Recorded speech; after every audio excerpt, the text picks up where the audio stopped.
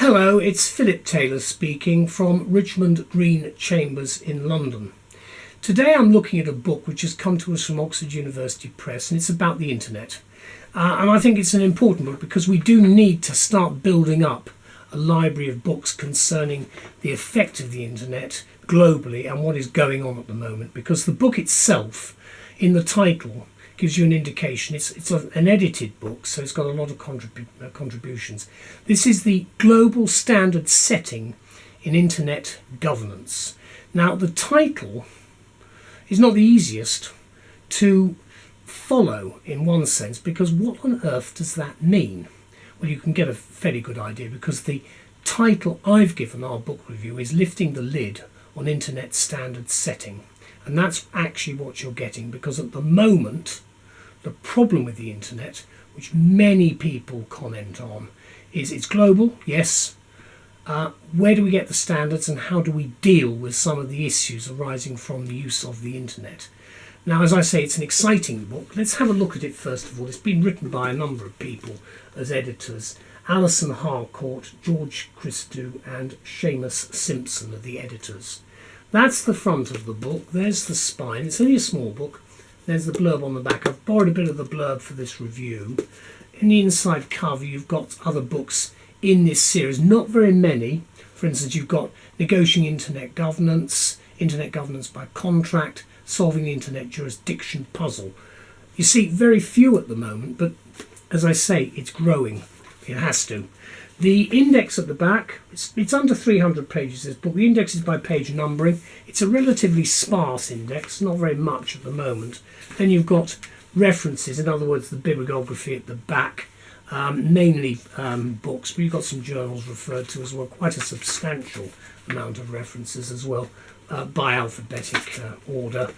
Now, at the front of the book, and I can get the dust cover back on. There we go. The front of the book, on the inside cover, you can see some further information. It talks about the three editors. They're all professors. Alison Harcourt, Professor of Public Policy, University of Exeter. George Christou, Professor of European Politics, University of Warwick. And Seamus Simpson, Professor of Media Policy, University of Salford. So they come to us with a substantial pedigree of understanding and knowledge. And you've got the basic blurb of the picture at the front. That's the actual front page. Then you've got the blurb from OUP. Then you've got acknowledgements about the sources. Then you've got a structure of the various chapters throughout. Global standard setting in international governments. It gives an outline of the book at the beginning, which is well worth reading. There are 12 chapters in total, and as I say, the index and the bibliography at the back. There are some figure work in it, which is quite useful as well. It's a very small number of cases, of course, a bit of legislation, country by country, and then after that you've got some useful abbreviations. Again, I think this is very important in this day and age to have these abbreviations because they do a lot of this stuff. It's really difficult to follow sometimes what we're talking about. And you can see that the the list of abbreviations is pretty substantial, and that gives you an idea of what we are facing with the internet in the future. It's far too complicated, I'll be blunt about it, far too complicated, but there we are. Now, this is the chapter 1. It starts off with this, and I'm going to quote, "To the surprise of many in the industry, Microsoft adopted Mozilla's Do Not Track open standard for its Internet Explorer browser in 2011. Apple's Safari, Opera and Google's Chrome followed suit. The feature communicates to websites that a user does not wish to be tracked, and advertisers are expected to respect this choice on a self-regulatory basis." That's the start off, so you can see where we're coming from with this. You can see the book itself has a lot of footnotes in it. There's no paragraph numbering.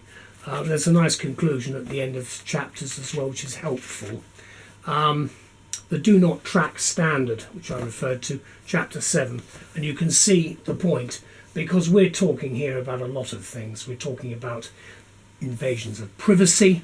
We're talking about a whole range of things which the internet can do, which can cause wreak havoc, frankly, on people. And at the moment, like children, we don't really understand what we've created. And I think this is one of the reasons why this book, it's about a global standard to be set on internet governance. We're in the very early days of that, even now. And as we move forward in the 2020s, post-pandemic, we've got to start thinking about what we're going to do. Because at the moment, the fact is that the internet, it's like the Wild West, which only lasted for a very short period of time, as this will. The problem is, it's wreaking havoc and is causing a huge amount of trouble for a very large number of people. Quite unnecessarily so. The only real way around it, to be blunt, is going to have to be international agreements and treaties, but that's a long way off. So what do we say when we're talking about lifting the lid off internet standard settings? Well, it's a new and exciting work from OUP, and as I say, the three authors, Harcourt, Christou and Simpson, I think are to be congratulated on producing what I think is a first-class book.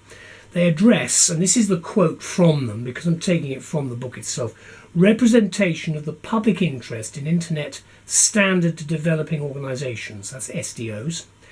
Much of the existing literature on internet governance focuses on international organisations such as the UN, which is a bit of a waste of space, and I'm going to be blunt about it because they really don't get on and get things done. You can see that with the headless chicken approach to the pandemic. It's the same problem, that they really should be gripping this issue and discussing it, not in 10 years' time, but now, and really trying to look at where we can go. The difficulty is getting agreements.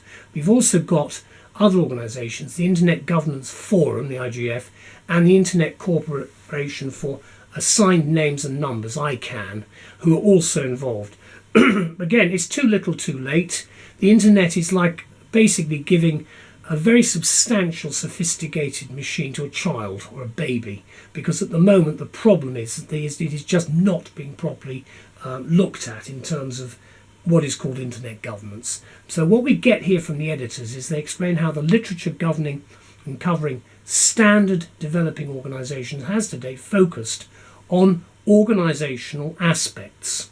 And again, I think one is going to have to look at a much wider approach in the future. That's my own personal submission, but certainly I think that's where we're going, because what this book does is it breaks new ground with the investigation of standard development within what is called the SDO Fora. SDO, just to remind you, being standard developing organisations. In other words, again, fora being forums.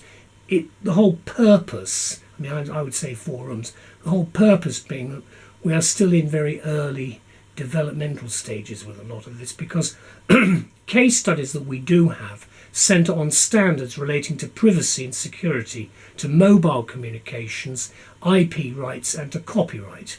And of course these are part of the concerns that the general public and the business community have, which are not really being addressed by pretty weak governments throughout the planet. And that's been the problem to date. They've created this monster and they really don't know, and they haven't had a serious thought and serious conversations about it. That, I think, has to develop in the future. When, I don't know. What the book does, and I say, it says it itself, and I think it's a lovely phrase, it lifts the lid on internet standard setting with detailed insight into a world which, again, this is the quote, although highly technical, very much affects the way in which citizens live and work on a daily basis. And in doing this, it adds significantly to the trajectory of research on internet standards and SDOs that explore the relationship between politics and protocols. Protocols being a polite word for trying to get a diplomatic agreement which actually becomes meaningless. That's one of the big problems. Or it can be harmful. So it depends really on where it actually fits in. But let me go on and say that what the editors have done is they're offering here a contribution to academic debate on democracy and the internet itself. It also covers global self-regulation and civil society and the international decision-making processes in unstructured environments. And that's a polite way of saying that you've got a whole group of people and there's no real order that's come into any of it. The book, of course, does advance work has taken place on multiple streams framework, MS, by applying it to decision making in non-state environments, namely these SDOs, the standard developing organisations that we have, which have long been dominated by what are called private actors and private individuals and private interests, if you want to put it in a slightly different way from using the word actors. Let me conclude by saying this. The book, we think, I certainly thought it was a fascinating book, is aimed at the academic community, obviously covering political science, computer science communications, and science and technology studies as well. Also, I think people in the civil service and public services, governments, engineers and experts working within the standard, the SDO Fora, will be very interested in the book. And I think also it will be very helpful for researchers and students at the postgraduate and undergraduate levels in the future, because this is an area of certainly higher education which again needs to be looked at, I suggest, in a rather different way from the way we've been going about it, because at the moment we've got these tools and we haven't really been thinking about what we're doing with them. And that again is something I think in this decade we should be starting to think about in a more grown-up fashion, frankly. The publication date of the OP hardback edition was the 30th of January 2020. Let's just have one last look at it again. There's the front of it, there's the spine, and then there's the back. And just opening it in the middle, there we go, the political stream, extra organisational pressures on standards development. You can see that. The word standards is a very popular word in the 21st century. We have the Bar Standards Board for what we do. Whether they're using that in the right way, I do not know, because I don't know whether the word standards is actually the right word. I know it has global standard because it's a level that we're really talking about here. But I do think I like the conclusions. If you're looking at a particular, depending on what you're looking for in the index itself, you will find the conclusions, I think, to be quite useful. But in fact, the index itself is pretty small. But I think the content section, depending on what you're looking for, will be of great help with the work you're doing. And the protocols section is on chapter 9, in case you're interested, because again, I would suggest that we've got to get the international community to start looking at this whole problem of the internet and the governance of the internet in a different way. Whether that's going to happen in my lifetime, I do not know. In the meantime, thank you to Alison, George and Seamus for what I thought was a fascinating book. Bye-bye.